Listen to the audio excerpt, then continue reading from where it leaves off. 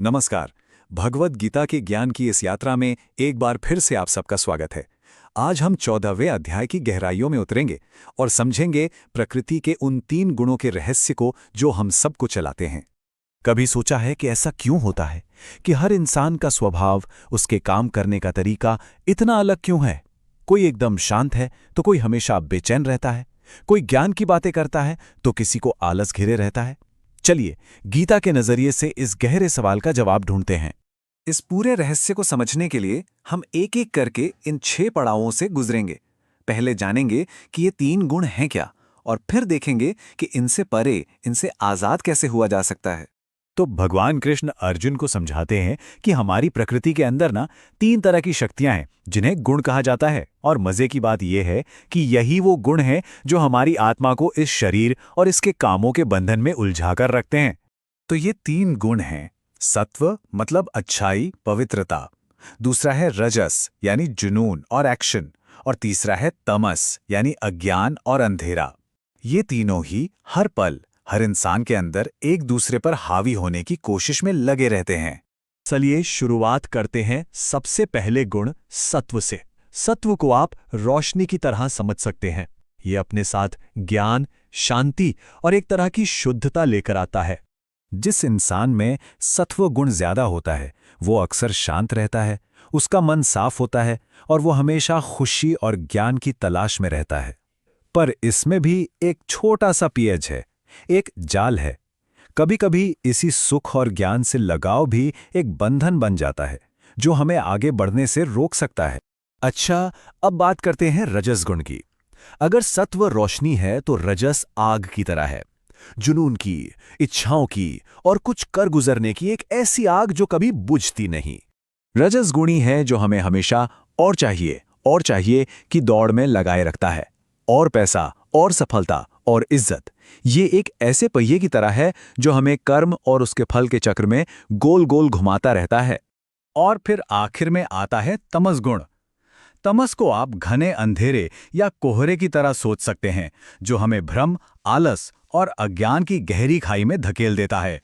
देखिए, तमस गुण हमारी समझ पर, हमारी बुद्धि पर एक पर्दा डाल देता है।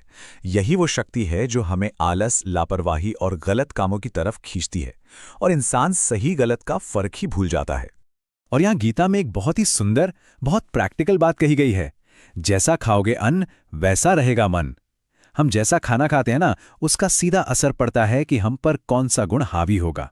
सात्विक भोजन सत्व को बढ़ाता है, राजसिक भोजन रजस को और तामसिक भोजन तमस को। एक बहुत ही दिलचस्प बात यह है कि ये तीनों गुण कभी भी एक जगह टिके नहीं रहते।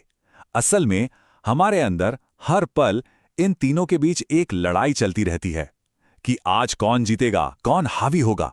कृष्ण समझाते हैं कि हर पल कोई एक गुण बाकी दोनों को दबा देता है और हम पर राज करने लगता है। मान लीजिए सुबह उठकर लगा कि आज तो योग करना है, ये सत्व है।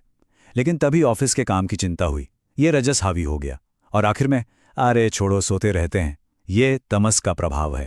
गीता के अनुसार ये बहुत महत्वपूर्ण है कि मृत्यु के समय हमारे मन पर किस गुण का प्रभाव सबसे ज्यादा है, क्योंकि वही हमारी अगली यात्रा की दिशा तय करता है। इसीलिए जीवन भर सत्व गुण को बढ़ाने पर इतना जोर दिया गया है। तो सवाल ये उठता है कि क्या हम इन गुणों के बंधन से कभी आजाद हो सकते हैं? कृष्ण कहते हैं हाँ, बिल्कुल हो सकते हैं। और वे हमें इन तीनों गुणों से भी ऊपर उठने का रास्ता दिखाते हैं, जिसे गुणातीत अवस्था कहते हैं। जब अर्जुन पूछते हैं कि इस अवस्था तक पहुंचे कैसे, तो कृष्ण 3 बड़े ही सरल रास्ते बताते हैं। पहला, जीवन में जो भी सुख दुख आए उसके साक्षी बन जाओ, देखो पर उसमें बहो मत। दूसरा, मान अपमान, हार जीत सब में एक जैसा भाव रखो। और तीसरा, बिना किसी स्वार्थ के सिर्फ प्रेम से ईश्वर की भक्ति करो। सोचिए, एक ऐसा इंसान जिसके लिए मिट्टी का एक टुकड़ा, एक पत्थर और सोना सब एक बराबर हो। गीता कहती है कि वही इंसान असल में प्रकृति के इन 3 गुणों के प्रभाव से आजाद हो गया है। और जो भी इस परम अवस्था को पा लेता है, उसे सबसे बड़ा इनाम मिलता है। पता है क्या? स्वयं भगवान उसके रक्षक बन जाते हैं, उसका आश्रय बन जाते हैं और हर पल उसे संभालते हैं। तो गीता का ये ज्ञान सिर्फ कोई पुरानी कहानी नहीं है, ये हम सब के लिए एक आईना है। ये हमें रुककर सोचने पर मजबूर करता है कि आज के दिन हमारे जीवन की गाड़ी को कौन सी शक्ति चला रही है, सत्व की रोशनी, रजस की आग या तमस का अंधेरा। जवाब कहीं बाहर नहीं, हमारे अपने अंदर ही छिपा है।